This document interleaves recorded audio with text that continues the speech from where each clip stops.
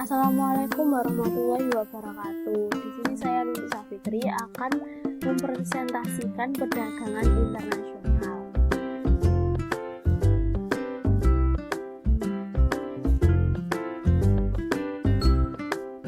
Agenda presentasi. Yang pertama, pengertian perdagangan internasional secara umum. Yang kedua, manfaat perdagangan internasional. Yang ketiga, faktor pendorong perdagangan internasional. Yang terakhir, jenis perdagangan internasional. Yang pertama, saya akan menjelaskan tentang pengertian perdagangan internasional secara umum. Perdagangan internasional adalah kegiatan jual beli yang dilakukan satu negara dengan negara lain, di mana hal ini terjadi sebagai akibat keterbatasan sumber daya ada di negara tersebut. Perdagangan internasional memegang peran penting dalam pemenuhan kebutuhan suatu negara yang tidak dapat diproduksi di negara tersebut, entah itu karena adanya keterbatasan sumber daya alam, sumber daya manusia, modal, ataupun skill. Bisa dicontohkan sebagai Indonesia salah satu pengekspor tenaga kerja Indonesia terbanyak di negara-negara lain. Atau Indonesia seringkali mengimpor beras dari Thailand dan Vietnam. Contoh tersebut adalah pengertian dari perdagangan internasional. Selanjutnya, manfaat perdagangan internasional yaitu dapat memperoleh barang atau jasa yang tidak bisa dihasilkan sendiri karena adanya perbedaan sumber daya alam, kemampuan sumber daya manusia, teknologi, dan lainnya. Yang kedua yaitu dapat memperluas pasar untuk tujuan menambah keuntungan dan dari spesialisasi. Yang ketiga dapat mempercepat pertumbuhan sebuah ekonomi negara. Yang keempat menambah devisa negara dari hasil ekspor. Yang kelima, perdagangan internasional dapat membuka lapangan pekerjaan di sebuah negara. Yang keenam yaitu menjalin persahabatan dengan negara lain. Yang ketujuh, meningkatkan penyebaran sumber daya alam sebuah negara. Selanjutnya yaitu faktor pendorong perdagangan internasional. Yang pertama, adanya pasar bebas. Pasar bebas dibutuhkan untuk meningkatkan kerjasama antar negara satu dengan lain yang berpeluang untuk mendapatkan pendapatan di suatu negara tersebut. Kebebasan ekonomi menjadi pemicu individu maupun kelompok untuk berlomba-lomba menambah pasar dan meningkatkan produksi.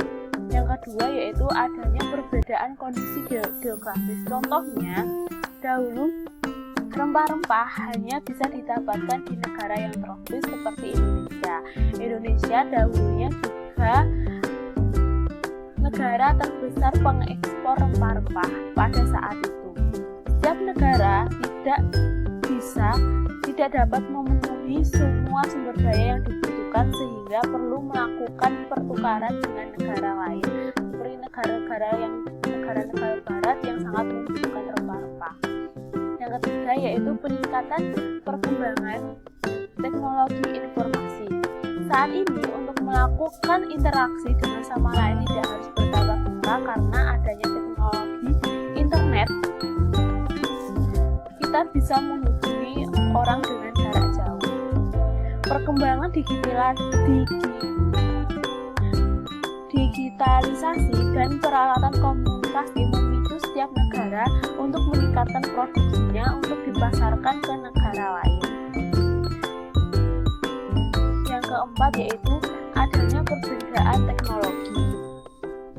Perbedaan teknologi ini menyebab suatu negara hanya bisa menghasilkan barang mentah yang harus mengekspor ke negara lain untuk diolah dan diimpor kembali ke negaranya dengan harga yang lebih mahal. Yang kelima yaitu menghemat biaya. Produksi dalam skala besar tentunya menghemat biaya yang harus dikeluarkan untuk produksi.